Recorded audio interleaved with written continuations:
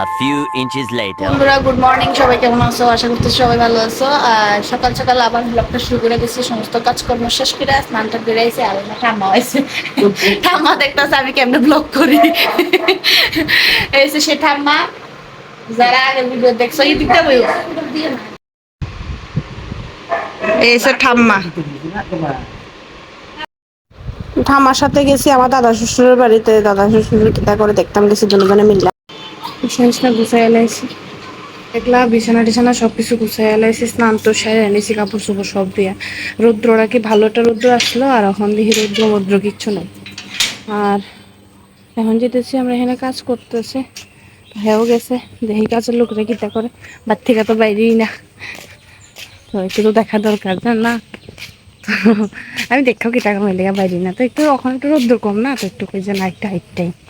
তো চলো তোমরাও দেখাম কি কাজ করতেছে। বন পরিষ্কার করতেছে, কারণ হচ্ছে গাছ লাগাই বরাবর গাছ। তো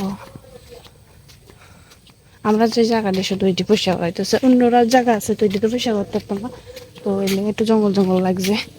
তো বৃষ্টি তো কয়া লাভ নেই, আর শান্তি দিত না বৃষ্টি। তো এখন আমি উপরে আইসি কাপড় চোপড় রেডি নিতাম, তো এখন কাপড় চোপড়টি লই, শুকাইছে না মেলা দিতে হইব খাটে। তো যাই হোক, তো হ্যাঁ দেখো এনে কাজ করতেছে বলতে খুঁড়া গাড়াইতেছে, কারণ গাছ লাগাইবো। তো এই জায়গাটা দেখো পরিষ্কার করা হয়েছে, অনেকজন লোক টোক লাগানো হয়েছিল। তো এই দেখো পরিষ্কার, ভালোই লাগতেছে না? পরিষ্কার হইলে জায়গা কত সুন্দর লাগে। হ্যাঁ, তো এই জায়গাটা পরিষ্কার বাকি রয়েছে, তো এই জায়গাটা পরিষ্কার করবো আস্তে ধীরে আর কি। তো আসলে